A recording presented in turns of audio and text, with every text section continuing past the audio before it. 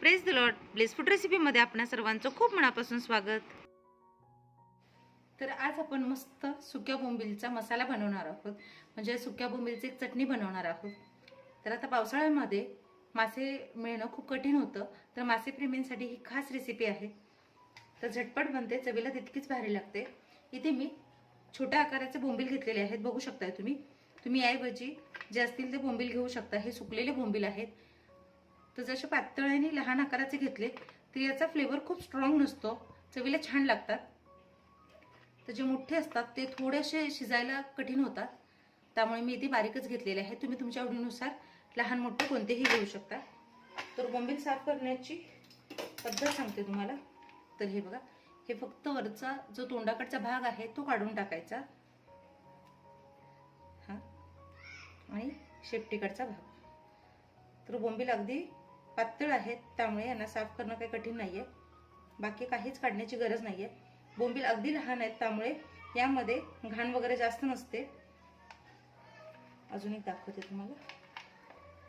तर हे बघा, हा जो तोंडाकडचा भाग आहे काळपट, तो काढून टाकायचा, आणि इथे या साईडला काही अशी घाण वाटली तर ती काढायची, आणि शेपटीकडचा भाग, आणि याचे लहान तुकडे करून घ्यायचे. दाखवते त्या पद्धतीने.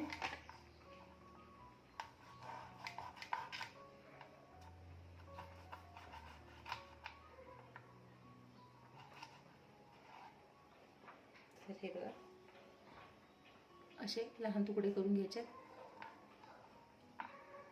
आवडीनुसार लहान मोठे तुकडे देखील करून घेऊ शकता. तर हे पहा, बोंबीलचे सगळे तुकडे करून झालेले आहेत. आता फक्त हे एक पाण्याने धुवून घ्यायचे.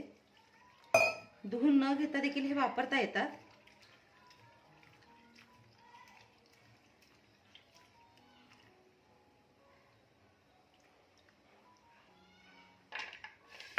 तर फक्त एका पाण्याने धुवून घेतलेले आहेत, ते भिजत वगैरे काय घालण्याची गरज नसते.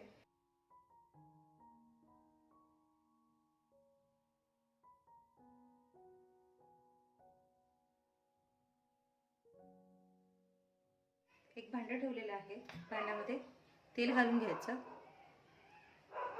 2 मोठे चमचे तेल घातलेलं आहे. इथे मी 4 मोठे कांदे बारीक चिरून घेतलेले आहेत. एक टोमॅटो चिरून घेतलेला आहे. तेल चांगलं गरम झालं की तेलामध्ये कांदा घालायचा.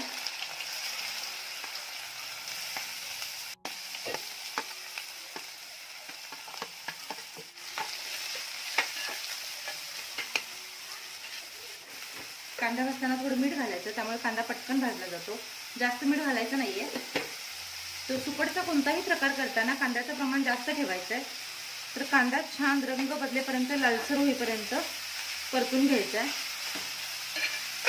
तर आता दिसायला कांदा जास्त दिसतोय, नंतर तो भाजल्यानंतर खूप कमी होतो. कांदा छान परतून घेऊया. कांद्याचा रंग पूर्णपणे बदललेला आहे आणि छान तांबूस रंगावर कांदा भाजलेला आहे. तर आधी आपण ज्यावेळेस कांदा घातलेला तो केवढा होता, आणि आता भाजल्यानंतर त्याचं प्रमाण किती कमी झाले ते बघू शकताय. कांदा भाजल्यानंतर यामध्ये टोमॅटो घालायचा.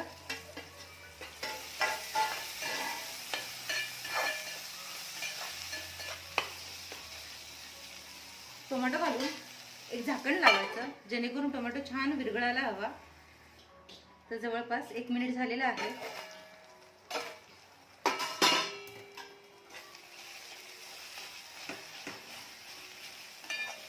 टोमॅटो छान सॉफ्ट झालाय.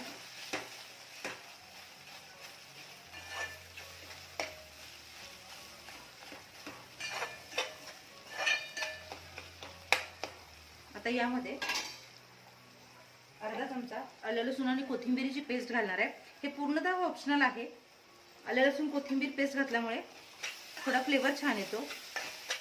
पण जर आलं लसूण पेस्ट नसेल तरी काही हरकत नाही. फक्त कांदा टोमॅटोचा वापर करून देखील ही भाजी छान होते.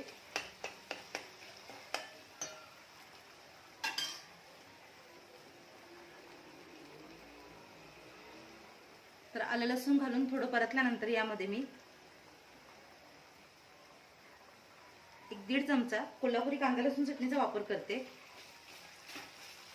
यामुळे कलर, चव छान येतं. तुम्ही तुमच्याकडे असणारा कोणताही घरगुती मसाला वापरू शकता.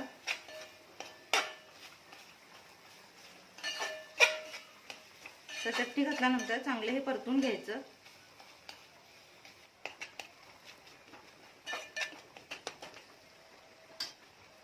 आता जे बोंबील धुवून घेतलेले आहेत ते घालायचे. तर सुकटाचा प्रकार करताना आपण ज्या प्रकारे भाजी वगैरे बनवतो इतक्या प्रमाणात सुकट घ्यायचं नसतं. तर तोंडी लावण्यासाठी थोडंसं सुकट बस होतं, कारण त्याचा फ्लेवर स्ट्रॉंग असतो, त्यामुळे ते खाताना कमी प्रमाणातच खाल्लं जातं. तर आवडीनुसार कमी जास्त प्रमाणात तुम्ही हे बनवू शकता. तर कोल्हापुरी कांदा लसूण चटणीमध्ये मिठाचं प्रमाण असतं. आपण कांदा भाजताना देखील मीठ घातलेले आहे आणि सुकटचा कोणताही प्रकार करताना मिठाचं प्रमाण खूप कमी, म्हणजे मीठ खूप कमी प्रमाणात वापरायचं, कारण ते सुकवण्यासाठी मिठाचा वापर केला जातो, त्यामुळे मीठ त्याला जास्त प्रमाणात असतं. इथे मी काही मिठाचा वापर करणार नाहीये. अगदी 1-2 चमचे फक्त पाणी घालणार आहे, जेणेकरून बोंबील छान सॉफ्ट होतील. तर पाणी मी जास्त घातलेलं नाहीये. तो बोंबील शिजण्यासाठी अजिबात जास्त वेळ लागत नाही. पुन्हा हे झाकून ठेवायचं आणि 1 मिनिटासाठी मंद आचेवर शिजू द्यायचं आहे. तर आता हे बघा, अगदी 1 मिनिट छान मंद आचेवर हे शिजलेलं आहे. छान तेल सुटले.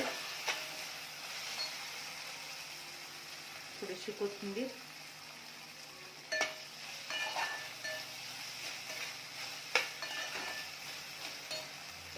आणि अशा पद्धतीने मस्त चमचमीत असा सुका बोंबील मसाला किंवा सुकट रेसिपी तयार झालेली आहे. एकदा या पद्धतीने नक्की ट्राय करून बघा.